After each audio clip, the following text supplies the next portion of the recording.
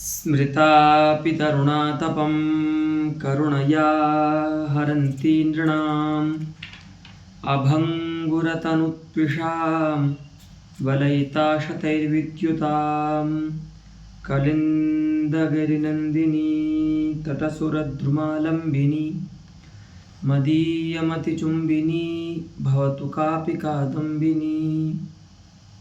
इह रसगंगाधरस्य पाठक्रमे द्वितीयानने पाठः प्रवर्तते, यत्र एतावता संलक्ष्यक्रमव्यङ्ग्यध्वनेः यः प्रथमः भेदः अस्ति शब्दशक्तिमूलः सः पठितः उभयात्मकः, तन्नाम वस्तुअलङ्काररूपः।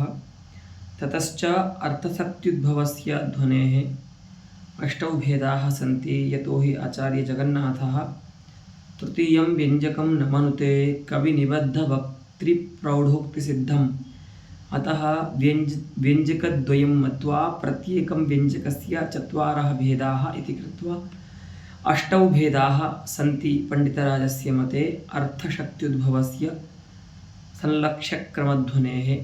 तत्र एतावता कविप्रौढोक्तिसिद्धवस्तुना व्यञ्जकेन अलङ्कारध्वनेः उदाहरणमस्माकम् एतावता पाठस्य विषयः अवर्तिष्ठ। अद्यस्माकं पाठः तस्यैव पद्यस्य इदानीं शङ्कादः प्रारभ्यते। नाम तस्य उदाहरणस्य उपपत्तिः अस्माभिः दृष्टा, कथं तदुदाहरणं कविप्रौढोक्तिसिद्धस्य वस्तुनः अलङ्कारध्वनेः उदाहरणमस्ति इति अस्माभिः उपपत्तिर्दृष्टा, परन्तु तत्र काचित् शङ्का भवति। तां समाधित्सुः पण्डितराजः ग्रन्थं करोति। अद्यतनपाठस्य पङ्क्तिरस्ति न च सानन्दालोकनस्यैव इति। अस्तु, पश्यन्तु। न च सानन्दालोकनस्यैव चाक्षुषभ्रान्तिरूपतया व्यङ्ग्यव्यञ्जकयोर्विवेकः व्यङ्ग्यत्वानुपपत्तिश्च इति वाच्यम्। अस्तु, इदानीं विस्मृतिर्भवति कदाचित्, न हिन्द्यां वक्तव्यं भवति, यतोहि अयं पाठः प्रायः सर्वेभ्यः प्रसरति खलु। अतः कदा स्विच् टर्न् कर्तव्यं भवति खलु, परिवर्तनं भाषान्तरस्य परिवर्तनं कर्तव्यं भवति, तदा विस्मृतिर्भवति। देखिए, प्रश्न ये होता है कि जब आप ये कहते हैं कि दुग्ध की भ्रांति राजा की कीर्ति में हो रही है, ऐसा भ्रांतिमान अलंकार व्यंग्य हुआ था। साहंकार सुरासुरा वलिकरा कृष्ट भ्रमण मंदर इत्यादि पद्य से, तो वस्तुतः यहाँ पर कि सानंदालोकनम कीर्ते है तादृश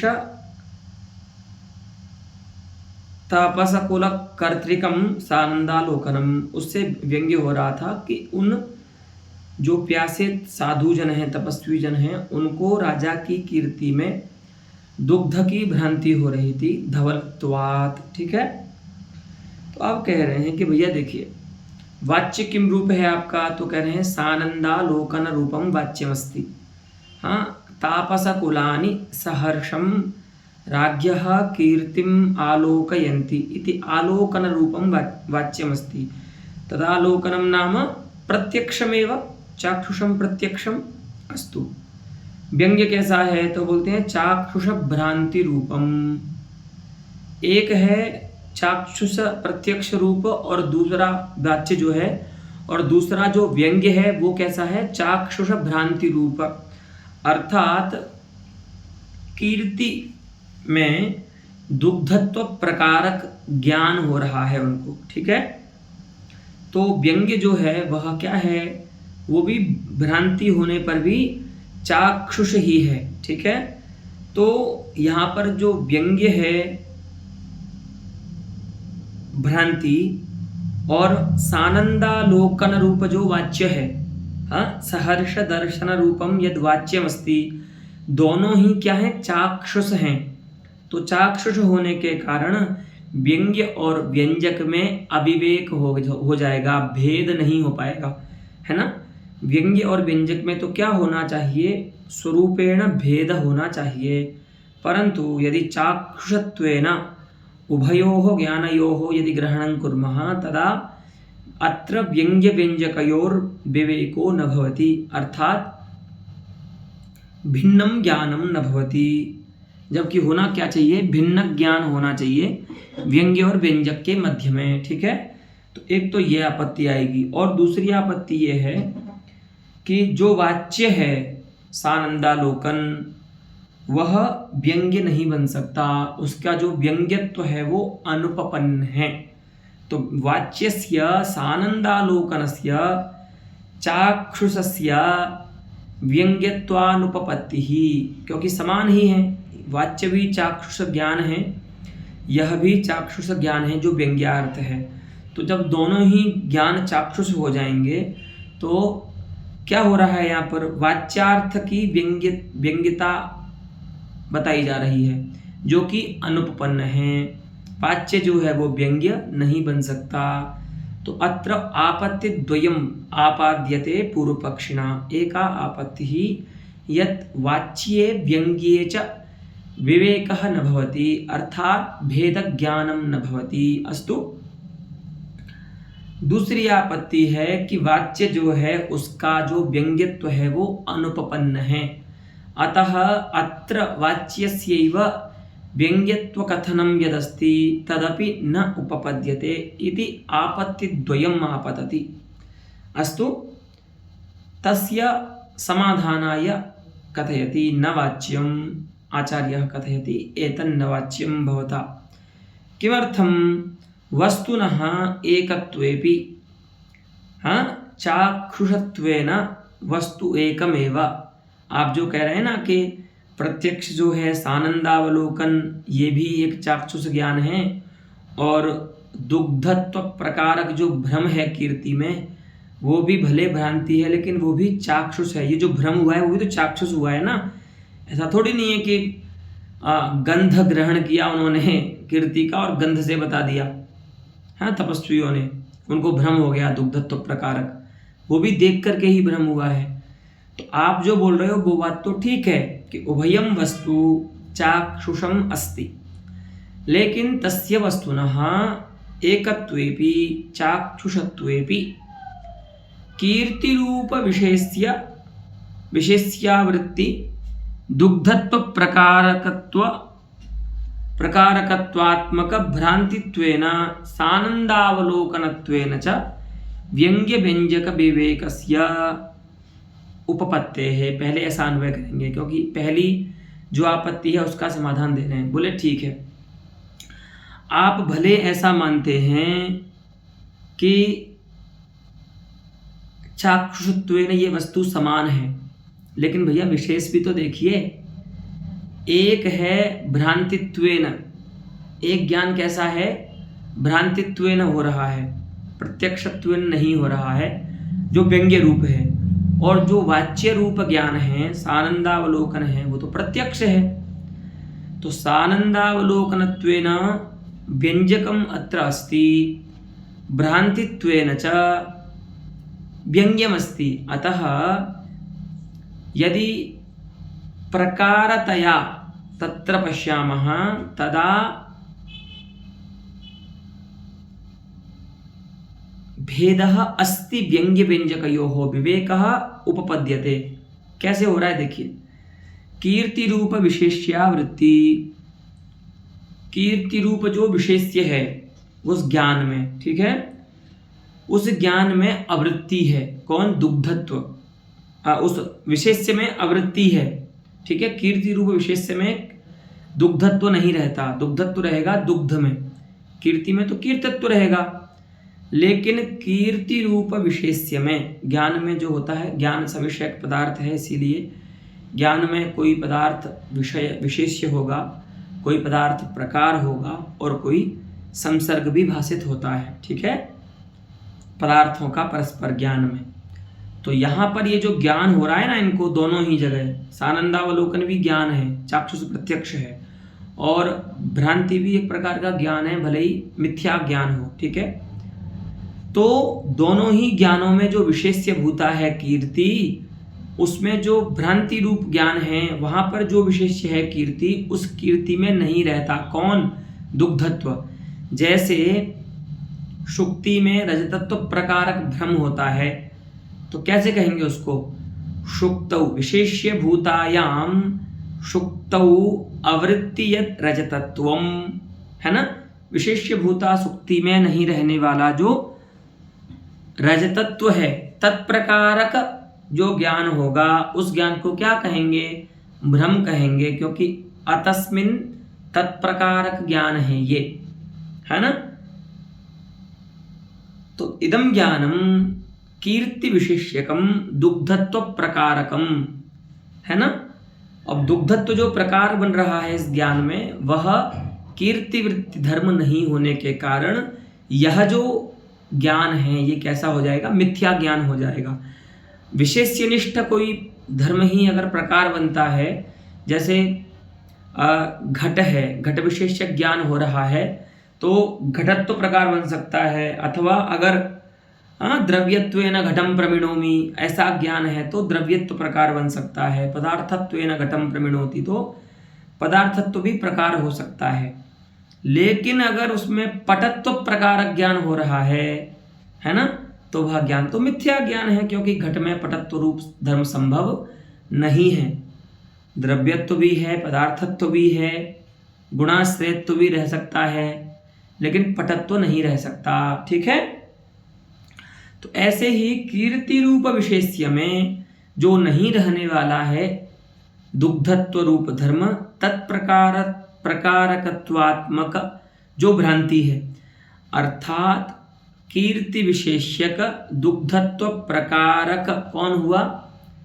भ्रांति रूप ज्ञान। तदात्मकम यद भ्रांति रूपम ज्ञानमस्ति तन्निष्ठमस्ति भ्रांतित्वम भ्रमत्वम, तो तद्रूपेण व्यंग्यस्य वर्तमानत्वात्। भैया ज्ञान में भी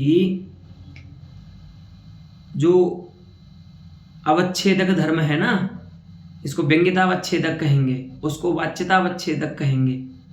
इस व्यंग्यार्थ में जो व्यंग्यता है उसका अवच्छेदक धर्म कौन है? तो आपसे पूछेंगे तो क्या बताओगे? तो आपको कहना होगा भ्रांतित्व, क्योंकि व्यंग्य कैसा है? भ्रांति रूप ज्ञान है।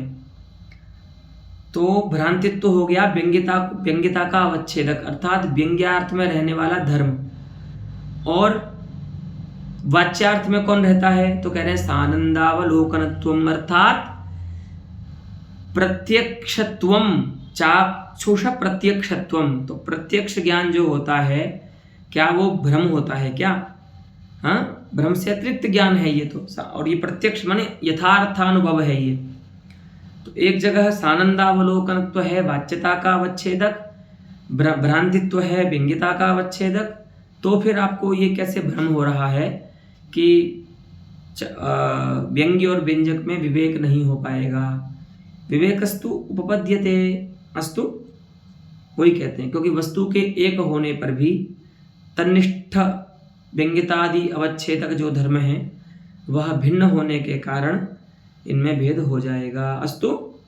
और दूसरी जो आपत्ति दिखाई थी कि वाच्य जो है वो व्यंग्य नहीं हो सकता, तो वाच्यस्य व्यंग्यत्वानुपपत्ति रूपा या अपरा विमति ही प्रादर्श्यत तत्समाधीयते इदानीम। उसके लिए बोलते हैं व्यंग्यतावच्छेदक रूपेण वाच्यतायाः अभावात्, है ना, व्यंग्यत्वस्य च उपपत्तेः है। भैया देखो, अगर कोई वाच्यार्थ भिन्न प्रकारकतया व्यंग्य होता है वही अर्थ, तो उसकी व्यंग्यता में कोई आपत्ति नहीं है।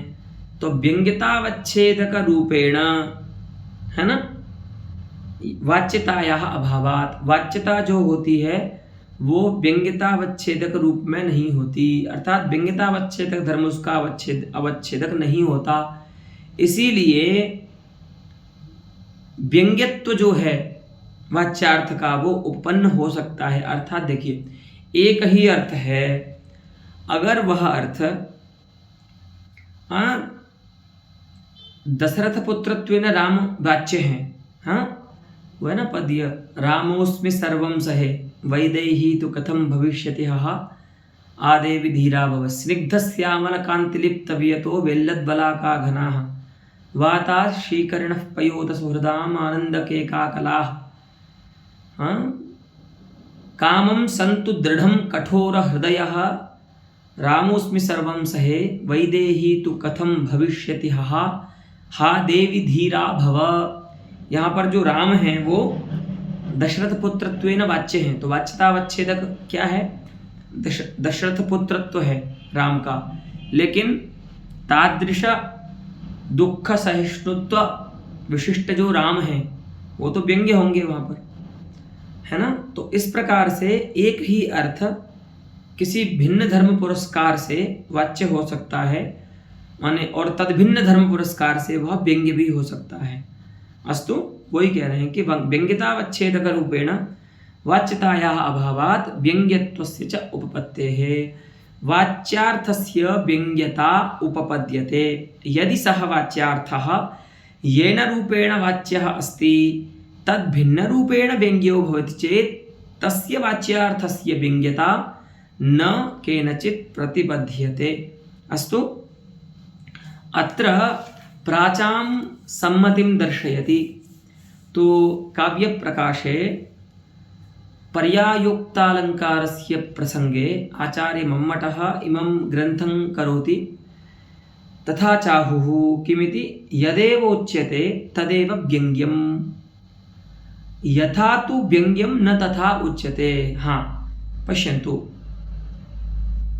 यदेव उच्यते अर्थात यस्य अर्थस्य अभिधया उपस्थापनं भवति स एव अर्थः व्यंग्यं भवति, परन्तु येन रूपेण, यथार्थात येन रूपेण प्रकारार्थे थल प्रत्ययः भवति खलु, तो येन रूपेण वाच्यः अस्ति तेन रूपेण व्यंग्यो न भवति, परन्तु तद्भिन्न रूपेण तस्य व्यंग्यतायां न कापि क्षतिः। अस्तु, तदेव उच्यते, यदेव उच्यते तदेव व्यंग्यम, जो अभिधावृत्ति से कहा गया है अर्थात जो वाच्यार्थ है वही व्यंग्य हो सकता है, लेकिन वो जिस रूप में व्यंग्य है उस रूप में उसको कहा गया न हो। अर्थात दोनों में जो पुरस्कारक धर्म है, अर्थात जिस रूप में वे अर्थ उपस्थित हो रहे हैं वो रूप समान नहीं होना चाहिए उनका। अर्थात येन रूपेण तस्य अर्थस्य अविधया उपस्थितिः तेनैव रूपेण व्यंजनया उपस्थितिर्भवितुं नार्हति, तदन्येन रूपेण व्यंजनात् तमेवार्थम् उपस्थापयति यः अर्थः अविधया उपास्थाप्यत। अस्तु अस्तु, इदानीम् अन्तिमः भेदः अस्य अर्थशक्त्युद्भवध्वनेः अष्टमः अन्तिमः भेदः स च कवि प्रौढोक्तिसिद्धेन अलङ्कारेण अलङ्कार व्यङ्ग्यरूपः इदानीं विव्रियते। पश्यन्तु, दयिते रतनत्युषां निषादै तेमि विलसन्ति केसराः अपि चालकवेषधारिणी स्पृहयालवोलयः। अत्र कश्चित् प्रेप्सुः नायकः स्वप्रियां प्रति वक्ति, अयि प्रिये अयि दैते ते अमी केसराः विलसन्ति। केसरः अर्थात किंजल्कः, पुष्पस्य मध्ये पुष्पगर्भे कमलादि उपादेय पुष्पगर्भे भ्रमरैः स्पृहणीयमानः द्रव्य विशेषः। भ्रमर जिसको चाहते हैं, अस्तु ऐसा एक द्रव्य उसको बोलते हैं केसर, भ्रमर जिसका पान करते हैं। तो नायक क्या बोल रहा है, देखिए, हे दैते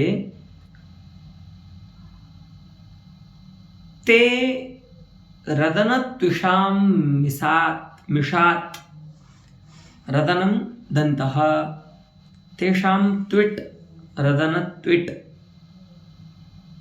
तासां रदनत्विषां मिषात्, अर्थात तेरे दांतों की कांति के बहाने से। हाँ, मिषम अर्थात व्याजम, मिषाद अर्थात बहाने से। हाँ, व्याजात। तो नायिका के दांत इतने स्वच्छ हैं इतने साफ हैं कि उनमें से लाइट निकल रही है। तो उनकी जो कांति है ना, दांतों की, नायिका के दांतों की जो कांति है, उस कांति के बहाने से पुष्प राग ये विलसित हो रहे हैं, शोभित हो रहे हैं। अर्थात यहाँ पर क्या कर दिया, प्रस्तुत अर्थ है दांतों की कांति, उसका निषेध करके उसमें अप्रकृत वस्तु किंजल का विधान कर दिया।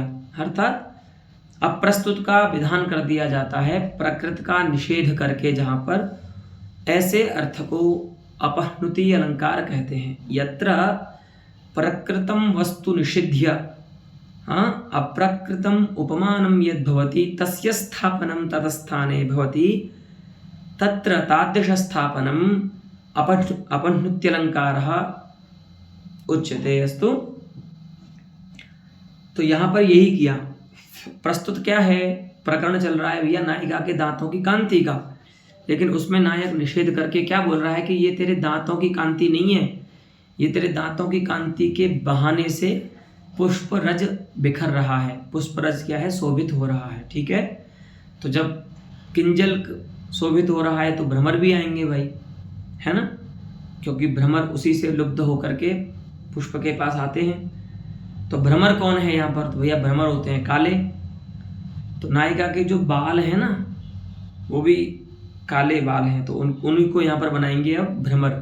तो क्या है, मुक्त केशा है ये नायिका, तो इसके जो केश हैं वो इसके दांतों की कांति के पास जा करके स्पर्श कर रहे हैं। तो उन भ्रमरों में उन केशों में ये भ्रमर का स्थापन कर रहे हैं, केशों का निषेध करके। ठीक है। अपि चालकवेशधारिणः मकरन्दस्पृहया अलवोलयः।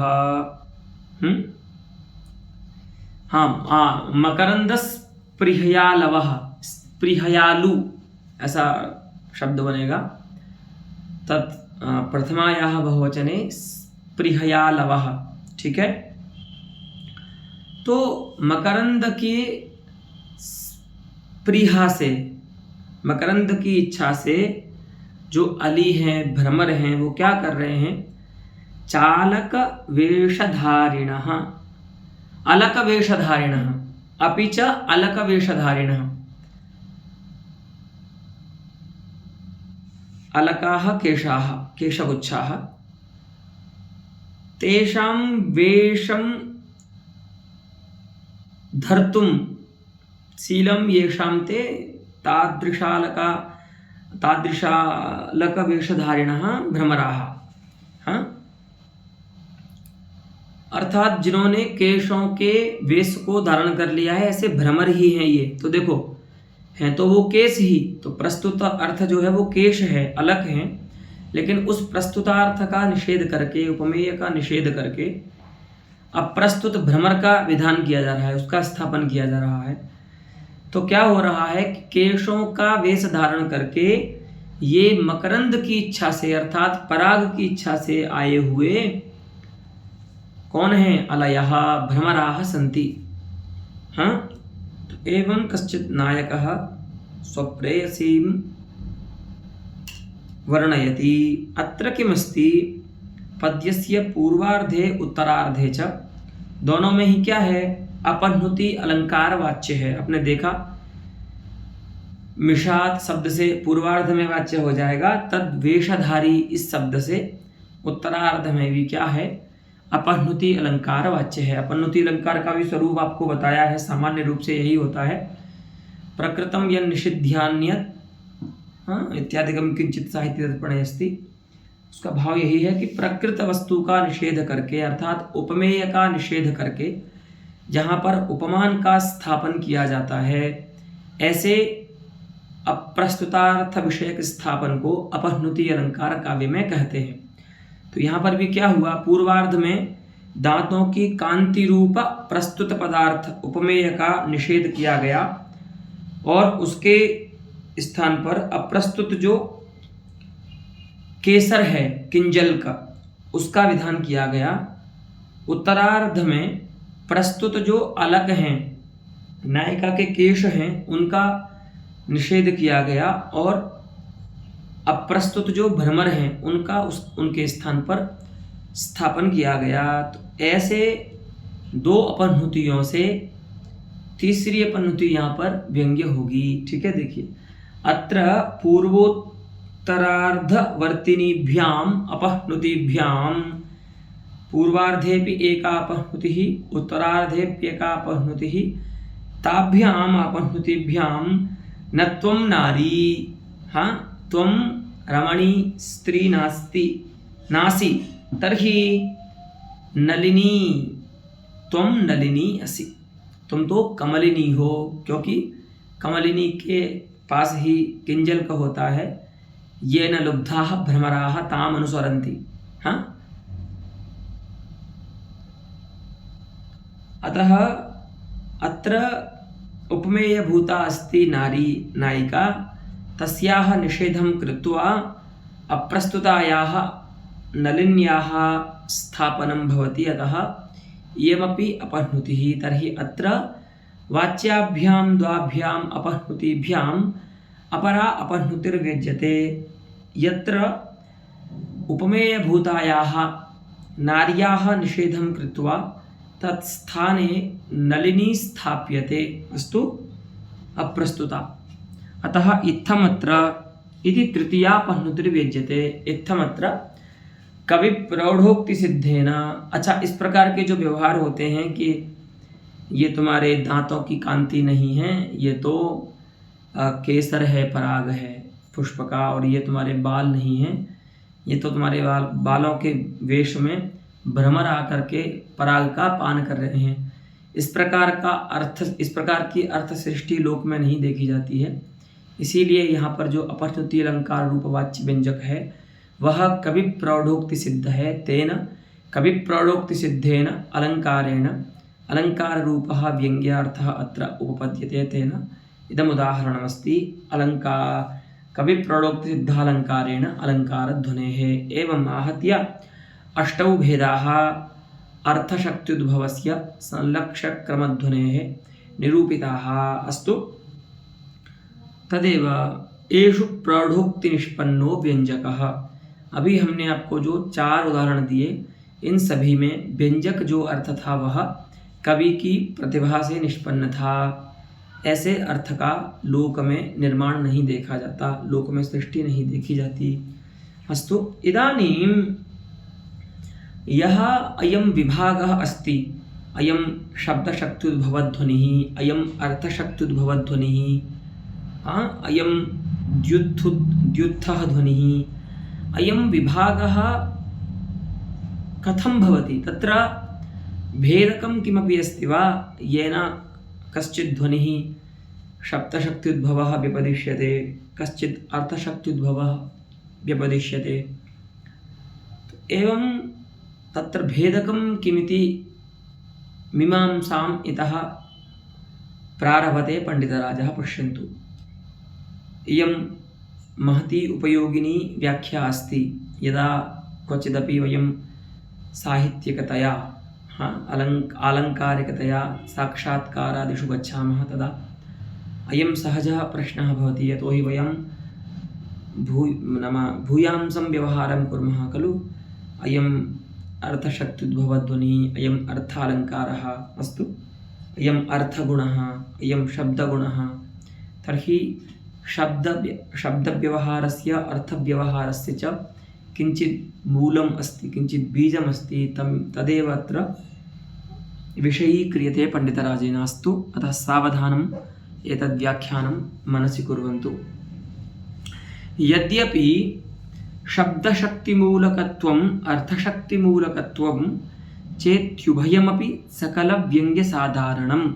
देखो भैया, अगर हम कहते हैं कि कोई यह जो व्यंग्य है वो शब्द शक्ति उद्भव है, यह जो व्यंग्य है वो अर्थ शक्ति उद्भव है, तो उसका मतलब आपको ये नहीं समझना है कि जो अर्थ शक्ति उद्भव है वहाँ पर शब्द है ही नहीं, या जो शब्द शक्ति उद्भव ध्वनि है वहाँ पर अर्थ है ही नहीं, ऐसा नहीं समझना है। सकल व्यंग्य साधारण होते हैं। कौन? उभयम, दोनों ही।